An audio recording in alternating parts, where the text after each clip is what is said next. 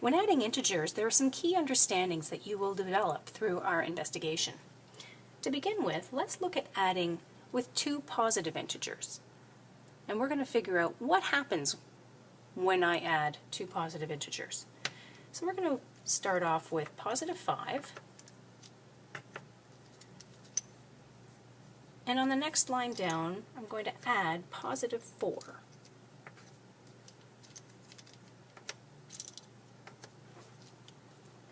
And so you can see that I can combine these tiles. They're all positive tiles.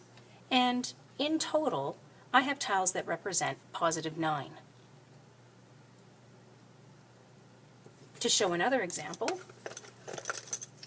I can start off with positive 4 and add positive 3. Combined, I have positive 7. So you should be coming to the conclusion that any time you add a positive integer with another positive integer, the answer will always be positive.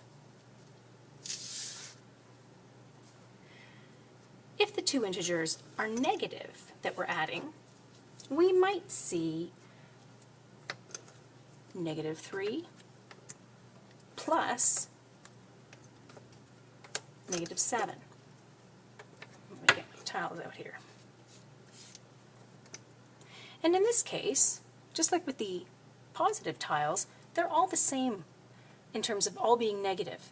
So negative 3 plus negative 7, when I add them all up together in my head, I know that there are 10 negative tiles. So I have a negative answer. To double check, I could have negative 2 plus negative 5 gives me a total of negative 7.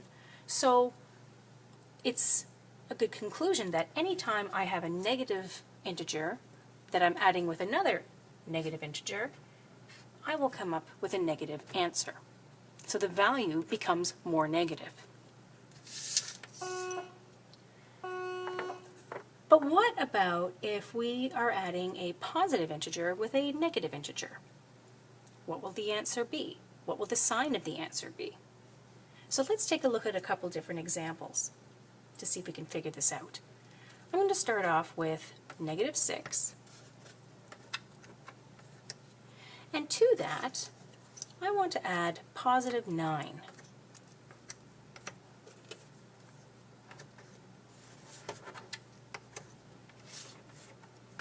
Okay, so they're just kind of randomly laid out right now.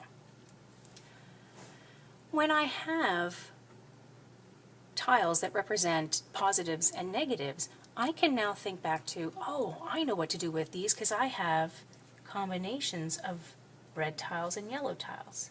And those are what we remember calling 0 pairs. So I actually have a whole string of 0 pairs here before I have any tiles that are left on their own. So when I have negative 6 and I'm adding positive 9, my answer is positive 3. Now I'm going to leave that one out on the table and I'm going to do another one because I want to be sure if the answer is always positive when I'm adding a positive integer with a negative integer. So in this next example, I'm going to lay out 5 negative tiles, so negative 5, and I'm going to add positive 3 to that.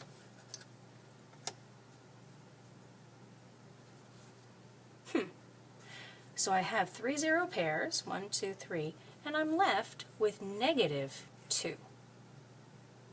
So in this case, with a negative plus a positive number, I had 3 positives left over. So let me write that out. I had negative 6 plus positive 9, and that equaled positive 3.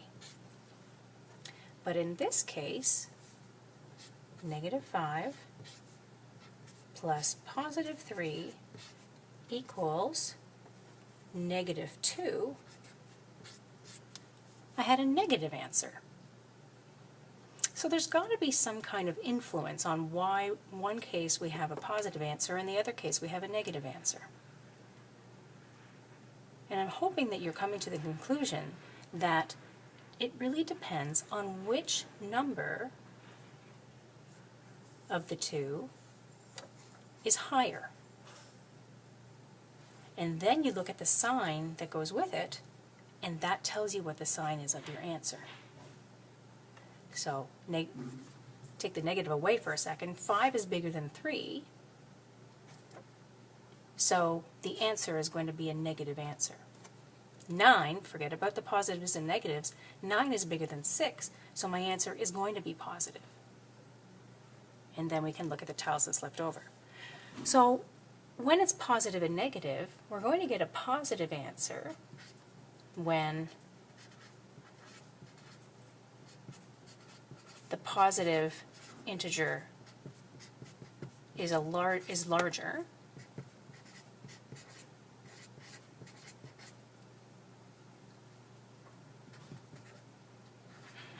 larger digit, we'll say. And we'll add another step here. When we add positive and negative, it's going to be negative when the negative integer is the larger digit.